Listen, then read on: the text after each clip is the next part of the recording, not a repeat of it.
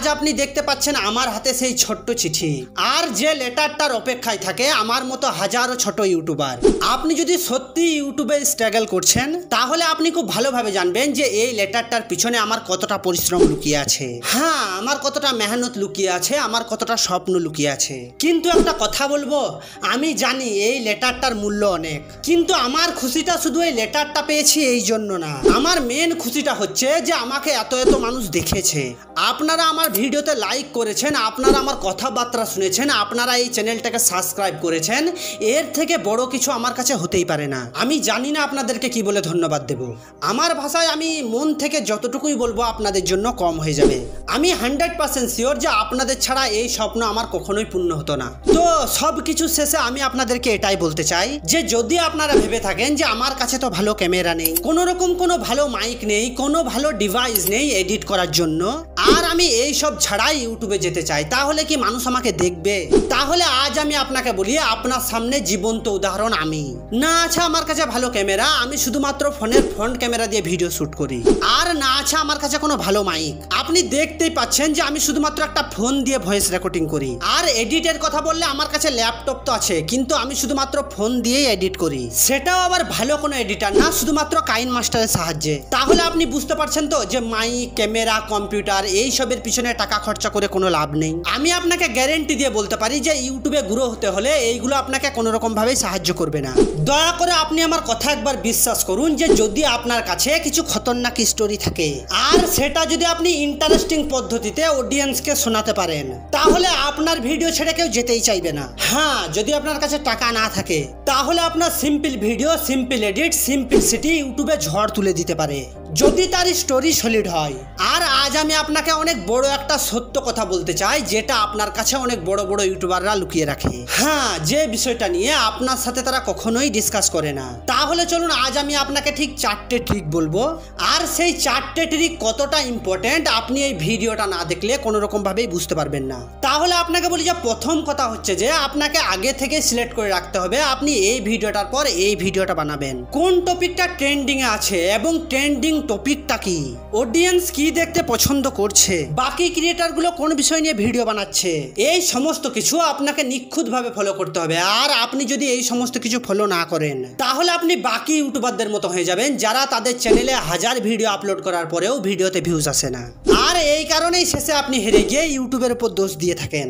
আপনি ভেবে নেন যে ইউটিউব আমার সাথে অন্যায় করেছে। এই জন্য আমি আপনাকে আগেই বললাম যে আপনাকে আগে থেকেই ভেবে রেখে দিতে হবে যে আমি পরের ভিডিওটা কি বানাবো, এবং আমি যে ভিডিওটা বানাবো সেটা যেন অনেক ইন্টারেস্টিং হয়। আর একটা বিষয় যেটা আমি জানি, আমি দেখেছি যে আপনি যদি একটা নতুন ইউটিউবার হয়ে থাকেন তাহলে আপনি যতই ট্রেন্ডিং টপিক নিয়ে ভিডিও বানান না কেন, আপনি যতই ভাইরাল টপিক নিয়ে ভিডিও বানান, আপনার বানানো সেই ভিডিওটার মধ্যে ভিউজ আসবে না। আমি জানি এই প্রবলেমটা আপনার সাথে হয় এবং আপনার সাথে হবে, কিন্তু এই প্রবলেমটা কেন হয় জানেন? এর মেন দুটো কারণ হচ্ছে যে নলেজ এবং এক্সপিরিয়েন্স।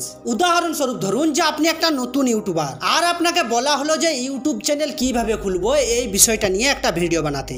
আপনি ভিডিও তো বানিয়ে দেবেন, কিন্তু সেটা লেন্থ হবে, সেটা টাইমিং হবে 2 থেকে 3 মিনিটের, কারণ খুব বেশি হলে ইউটিউব চ্যানেল বানাতে 1 থেকে 2 মিনিট লাগে, আর আপনি খুব বেশি হলে ওই 2 থেকে 3 মিনিটের ভিডিও বানিয়ে দেবেন। আর ওর বাইরে আপনি কথা খুঁজে পাবেন না। আপনি জানেনই না যে কিভাবে অডিয়েন্সকে বেঁধে রাখতে হয়, আপনি জানেন না যে কিভাবে আমি এই বিষয়টাকে অনেক সুন্দরভাবে অডিয়েন্সের সামনে তুলে ধরবো। কিন্তু আপনার সামনে এই কথাটাই যদি একটা পুরনো ইউটিউবারকে গিয়ে বলা হয় যে নতুন চ্যানেল কিভাবে খুলবো এই বিষয়টা নিয়ে একটা ভিডিও বানিয়ে দিন, তাহলে ওই পুরনো ইউটিউবারটা আপনাকে 16 থেকে 17 মিনিটের একটা ভিডিও বানিয়ে দেবে, এবং ওই 16 থেকে 17 মিনিট আপনাকে এমন ভাবে বোঝাবে আপনার মনে হবে যে এরাই সঠিকভাবে ইউটিউব চ্যানেল খুলতে জানে। আপনাকে তারা স্টেপ বাই স্টেপ এবং আপনার সামনে সমস্ত পয়েন্ট তুলে ধরবে, আর এই কারণেই তাদের ভিডিওতে লাখ লাখ ভিউজ আসে, আর ওখানে সেম টপিকেই আপনার ভিডিওতে 10টা ভিউজ আসে না। তাহলে আপনি এই পুরো ব্যাপারটা বুঝলেন তো, যে আপনি কথা সাজাতে জানেন না, কথা বলতে জানেন না। আপনাকে বলে রাখি, আপনাকে যে কোনো বিষয়ে ভিডিও বানানোর আগে সেই বিষয়টাকে নিয়ে অনেক ইনভেস্টিগেট করতে হবে, সেই বিষয়টাকে নিয়ে অনেক নলেজ অর্জন করতে হবে। কারণ আপনাকে বলি যে আপনি যখন ইউটিউবে গিয়ে কোনো ভিডিও সার্চ করে দেখতে চান, তখন আপনি কি চান? আপনি চান যে আমি একটা ভিডিওর মধ্যেই যেন সমস্ত ডিটেলস পেয়ে যাই। আর আপনাকে বলি সবাই কিন্তু এটাই চায়। দেখুন, এক্সপিরিয়েন্স ধীরে ধীরে হয়, আর তার জন্য আপনাকে অনেক পরিশ্রম করতে হবে। যেমন কনসিস্টেন্সি, মানে আপনাকে ভিডিও আপলোড করে যেতে হবে। এর মানে আপনাকে প্রতিদিন ভিডিও আপলোড করতে হবে এমনটা না, আপনাকে ভিডিও শ্যুট করতে হবে, আপনাকে ভিডিও এডিট করতে হবে, আপনাকে ভিডিওর ভয়েস এডিট করতে হবে। আর এই সমস্ত কিছুর জন্য আপনি 7 দিন সময় নিন। আপনি এক সপ্তাহে একটা ভিডিও আপলোড করুন, কিন্তু সেটা যেন কোয়ালিটি হয়। দেখুন, আপনার বানানো ভিডিওটা 100% আপনি অডিয়েন্সের মনের মতো করতে না পারলেও 100% আপনি আপনার মনের মতো করুন। আপনি সমস্ত মেহনত লাগিয়ে দিন ভয়েস এডিটিং এর উপর, ভিডিও এডিটিং এর উপর। আপনি যতটা সুন্দর করতে পারবেন তার শেষ চেষ্টা করুন। আপনি সব সময় মাথায় রাখবেন যে আজকের বানানো ভিডিওটার থেকে কালকের বানানো ভিডিওটার কোয়ালিটি যেন আরো সুন্দর হয়। শুনুন, জেদ রাখুন, হেরে যাবেন না। আপনার পছন্দের YouTuber mister beast. My first 500 videos didn't deserve to get a million views. Like, there's a reason they did. They're terrible, you know. But at the time, I thought they did. Right? I'm in the mindset of a lot of us. আপনি তার কথা শুনুন যে ইউটিউবে তার বানানো প্রথম 500 video একদম সুপার ফ্লপ ছিল, কোনো রকম কোনো ভিউজ ছিল না। ভাবতে পারছেন 500 ভিডিও বানানোর পর তার ভিডিওতে ভিউজ আসে, এবং সে আমার মতো এবং আপনার মতো সিম্পল শুধুমাত্র ফোন দিয়ে ভিডিও বানাতে শুরু করেছিল।